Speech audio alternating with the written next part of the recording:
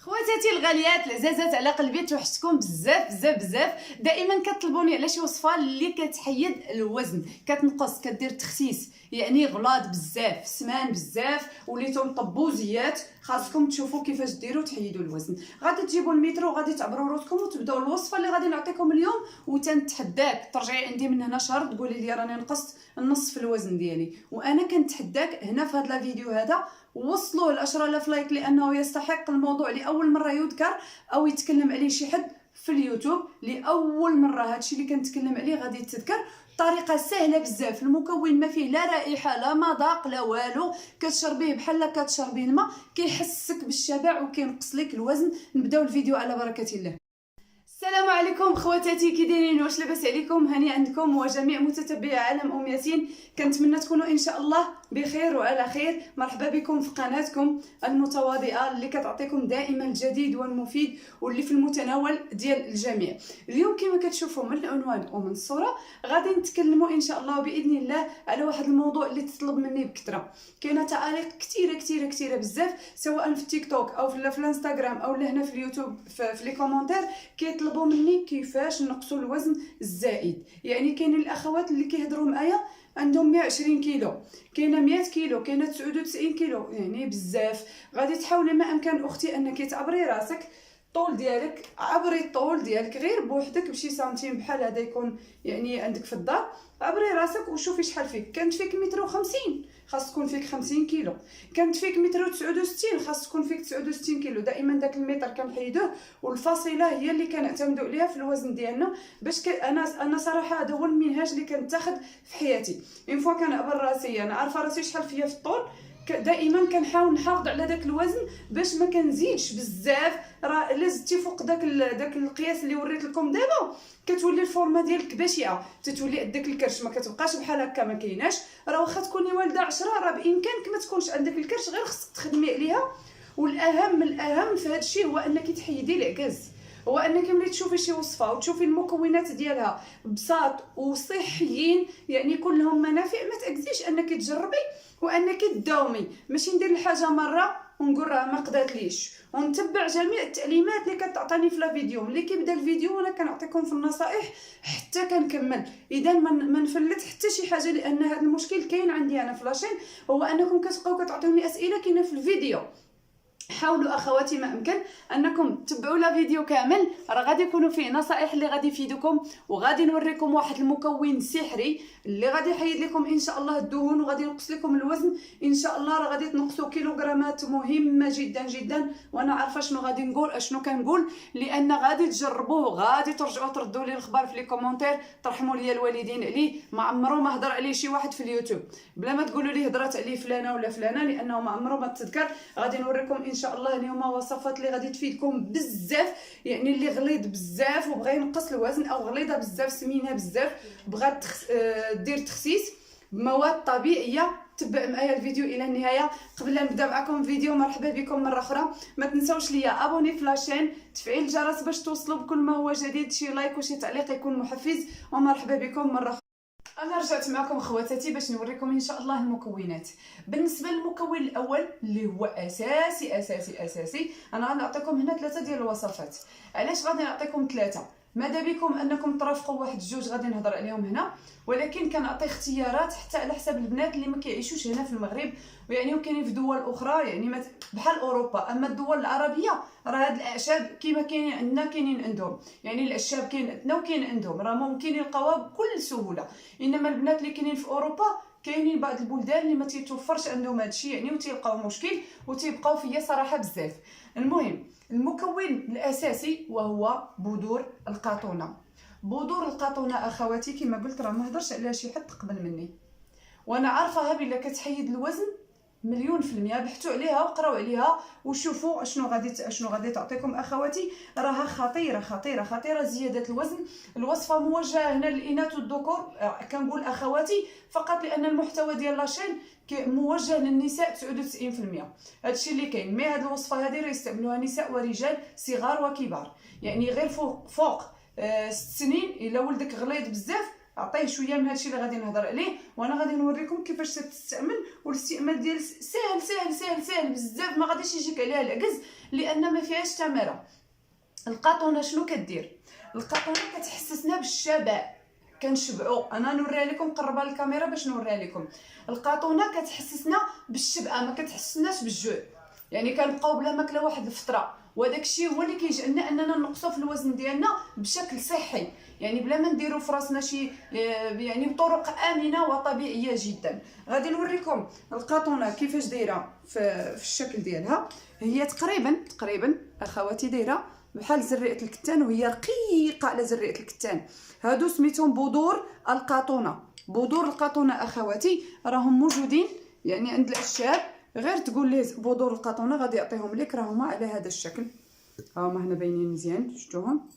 هي هذه بذور القاطونه. طريقه الاستعمال ديال بذور القاطونه، كناخذوا ملعقه كبيره على الريق بكاس ديال الماء. كاينه طريقه اخرى هذه فعاله.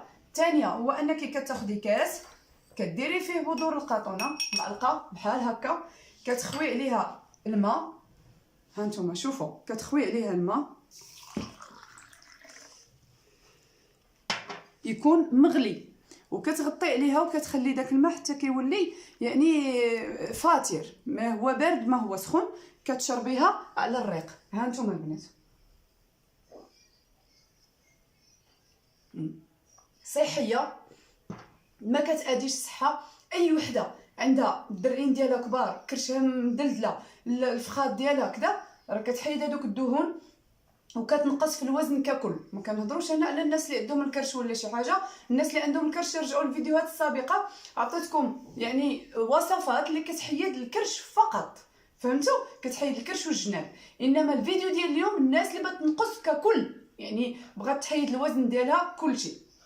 المهم هذه بالنسبه للمرحله الاولى ديال الصباح. بالنسبه لليل غادي تبقاو تجيبوا النخاله. شفتوا النخاله معروفه، هذه اللي كيحيدوا من القمح ولا من الفارينه، هذيك اللي كنقرصوا بها الخبز. كاينين شي ناس كيقولوا لها السميده رقيقه، لا ماشي السميده اللي كنديروا بها الحرشه، هذه النخاله كتحيد، كنغربلوها من الدقيق. هي هذه، ما تاخذوش الغليظه، غير ديك المويان ولا الرقيقه. كناخذوا منها معلقه كبيره، كنديروها في كاس بحال هكا. نزل الكاميرا ولدي. كنديروها في كاس بحال هكا، معلقه تكون كبيره، يعني بهذا المقدار هذا اخواتي، بهذا المقدار. من بعد كنزيدوا عليها الماء، خاص الماء يكون امر. هانتوما اخواتي كما قلت معلقه ديال النخاله. النخاله شنو كدير؟ حتى هي كتحسك بالشبع، كتشبعك وكتحيد الدهون، وكتعالج الناس اللي عندهم الامساك، الناس اللي عندهم القبض الحاد، الناس اللي عندهم مصران منفوخ وديما كرشهم خارجه. راه من هذا راه ما غاديش يبقى عندك هذاك المشكل، وغادي ترحميني وغادي ترجعي تقولي لي النتيجه. يعني انك غادي تاخذي بذور القاطونه مع الصباح. شوفوا مزيان، بذور القاطونه ما فيها حتى شي مذاق، ها يعني انك كتشربي هذه مع الصباح وهذه مع العشيه. يعني قبل لا تنعسي شربي داك الكاس ديال النخاله ونعسي الصباح، كتصبحي شبعانه وكتحسي بالمصران ديالك تفش، ما بقاش يعني منفوخ، كما قلت انا كتعالج المشاكل ديال الجهاز الهضمي. بالنسبه للاخوات اللي كيبغيو الخبز وما باغيين في نفس الوقت ينقصوا الوزن، شنو غادي ديروا؟ غادي تحاولوا، هذه نصيحه من ذهب، غادي تحاولوا ما امكن انكم تبداو تاكلوا خبز الشعير، خبز الزرع، لان الخبز ديال الزرع كيشبع، تاكلي منه يطرف قد هكا كيشبعك، لانه ثقيل وصحي في نفس الوقت. كما قلت حتى هو كيعالج المشاكل ديال الجهاز الهضمي، ديال المعده، ديال القبض، ديال كذا، ما كيبقاوش هذوك المشاكل، وكتولي مرتاحه وانت حاسه بالشبعه، ماشي راكي محرومه من شي حاجه، واخا كتشوفيها ما كتشهيهاش.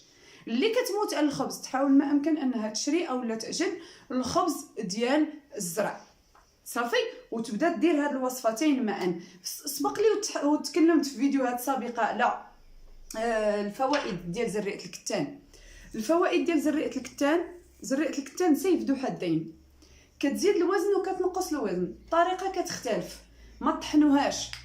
هذه الا بغيتوها تنقص لكم الوزن وتحسسكم بالشبع، هاد الوصفتين اللي عطيتكم دابا شويه راه غير هما راهم كافيين بجوج بيهم، يعني ما تبلاش من هذه. ولكن اللي ما لقاتش بذور القطونه دير بذور الكتان، نفس الطريقه غادي تاخديها، غير هي خليها تبات، هذه خليها تبات، لانها هي عندها واحد الجلده دايره بحال البلاستيك كتبريي، شتيها كتلمع، ما كتخليهاش يدخل فيها الماء بالزربه وتطلق الفوائد ديالها بالزربه، دونك خصها تبات ليله كامله. شنو غادي ديروا؟ غادي تاخذوا معلقه، ما طحنوها ما والو، غادي تخويوها في كاس ديال الماء وغادي تخويو عليها الماء مغلي مزيان مزيان مزيان.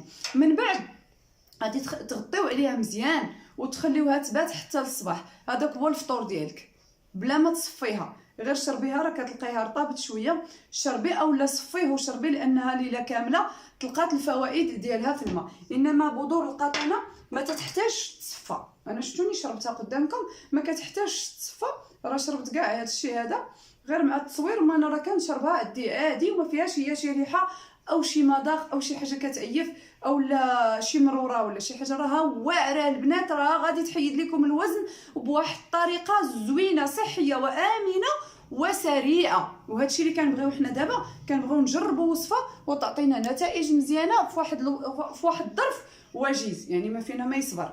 ولكن هذه راها الطوب، عندك القطونه والنخاله، الا تبعتي عليهم بجوج راه غادي تنقصي حتى ل 20 كيلو في شهر. وعقلي على هاد الهضره اللي تنقول لك، ونقول لك واحد الحاجه، حيدي العشاء ما تبقيش تعشاي. اصلا ملي غادي تبداي ديري هاد جوج وصفات وإلا زدتي عليهم خبز الزرع اكثر واكثر، يعني غادي تنجح لك الوصفه مليار في المية، يعني ما ياخذكش فيها الشك. راه في واحد المده وجيزه راه غادي تلقاي راسك بديتي كتنقصي واحد الشكل ملحوظ وما عندكش شي اضرار، شي حاجه اللي تخافي منها من الصحه ديالك. كما كتعرفوا السمنه راه عندها اضرار كثيره على الصحه، مرض القلب، الكوليسترول، المفاصل كيوليو كيوجعونا ما نقدروش نتحركوا، بزاف ديال الحاجات، السكري. يعني قد ما قدرتي انك تحافظي على الوزن ديالك. نكون غليظه، عندي الدرعين، عندي لي هونش، عندي الصدر، ولكن الكرش والو، وفي نفس الوقت ماشي وجهي مطبز بزاف وفورمتي تاني انا ما تعجبنيش بحال هكاك. حاولوا ما امكن انكم تحافظوا على الفورمه ديالكم والرشاقه ديالكم، وراه كلشي ممكن، كلشي ممكن. هذه راه تدير الشفط اللي بغيتي ديريه بزبابل ديال الفلوس، راه غادي ديروا لك هذه. والدليل هو قدامكم، انا راه واحد الوقيته وصلت حتى ل 85 كيلو، وليت دايرها كنديرها السيور ديال صباطي ما كنسدهم حتى تنبغي نبكي ولا خصني نشوف اللي يسدهم ليا. اذا هذا راه مشكل كبير. من الاحسن انك تبعي الريجيم وتبعي هاد الوصفتين اللي عطيتك دابا، راه ما غاديش يخليوك كاع توصلي للريجيم، لانه هما كيحسوك بالشبع. كنتمنى انني ما نكونش كنكرر، راه كنكرر فقط للفائده، وانني قلبي محروق عليكم، باغاكم توصلوا لواحد النتيجه ان شاء الله اللي ترضيكم وتكونوا فرحانين بها، حيت كنبغيكم بزاف بزاف بزاف. كنتمنى تتابعوني على الانستغرام، كنتمنى انكم يعني تخليو لي تعليقاتكم اللي كتحفزني وكتشجعني. كنتمنى انكم تشوفوا بعد الفيديو كامل. واحد الحاجه ما شرتش ليها، انكم شحال يمكن لكم تبعوا هذه الوصفات، ممكن تبعوهم شهر، ما كاينش اضرار. النخاله ما عندهاش اضرار، القطونه ما عندهاش اضرار، زريعه الكتان حتى هي الا بغيتو ديروها غير بوحدها ما عندهاش اضرار. اذا ما عندكمش مناش تخافوا كاع من هذه الوصفات اللي عطيتكم اليوم. وخبز الزرع راه كاين اللي كياكلوه طول الحياه، يعني ما كياكلوش كاع الخبز ديال القمح. يعني وصفات في القمه وما فيها حتى شي اضرار، ولله الحمد. دائما كنجيب لكم الحاجه كما كنديرها انا، كنعطيها لكم نتوما، ما كنزيد عليها ما كنقص عليها. علاش؟ لانني كنخاف على صحتكم. الله يحفظها لكم ويحفظ لكم وليداتكم في هذا النهار يا رب العالمين. دعوهم ايا بدعوه الخير. ما تنساوش توصلوا هذا الفيديو هذا ان شاء الله ل 10000 لايك، وصلوا هذا الفيديو ل 100000 مشاهده ان شاء الله في 24 ساعه، لانه يستحق. تهلاو ليا في روسكم، والى اللقاء الى فيديو قادم بحول الله.